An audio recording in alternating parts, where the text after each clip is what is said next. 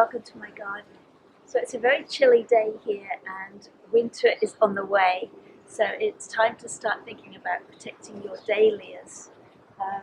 Now if you live in a very mild area with free draining sandy soil, then you can try leaving your dahlias in the ground, but you'll want to cut down the stems to about 3 to 6 inches and then cover with a really thick layer of mulch, like a really good compost. You can even just get a bucket of compost and put it over the top and leave the mounds over the winter, just to give them that extra protection.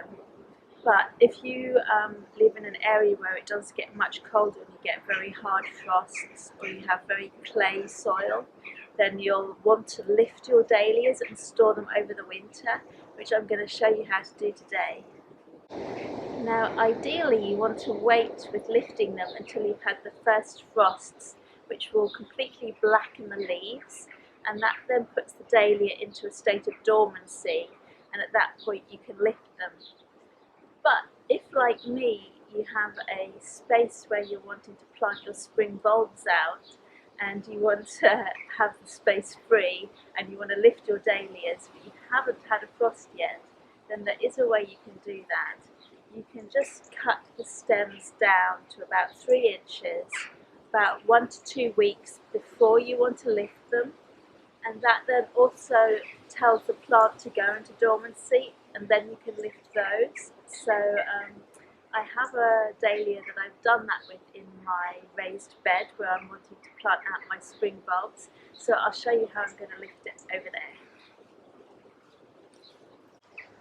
Now you want to use a fork and very carefully go around the outer edge, being careful not to actually dig into any of the tubers, and very gently, they're not deep because you'll have been planted them quite shallow, and then you'll just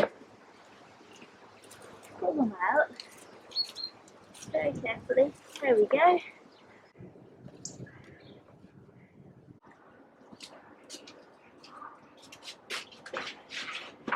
So, got the tuber out of the ground now, and the idea is to get as much of the soil off as possible. You kind of just want to tease it out from around the tubers, and just be gentle about it, and get the most off. The idea is to get rid of any worms or slugs or anything that might munch away on it in the winter, and you can get a brush in at it and get as much as you can off. It doesn't matter if there's a little bit of soil left on, but just get as much as you can out from all around the tubers. Now once you've got most of the soil off, you want to just go through the tubers and check that there aren't any that are sort of half hanging off or are rotten or going mouldy at all, and you want to cut them off. So I just found a small one here that is very squidgy, and literally falls off in my hands. So just go through and check all the rest are nice and firm like potatoes. I'm going to cut these stems down a bit more. You want them to be at about 3 to 6 inches, and you will see that the stems are completely hollow like bamboo, and so they can be holding water still in them, so you want to turn them upside down in a pot just for a few days in a cold, dark place like in a garage or a shed, just to make sure any water has drained out of the stems and to dry out just a little bit.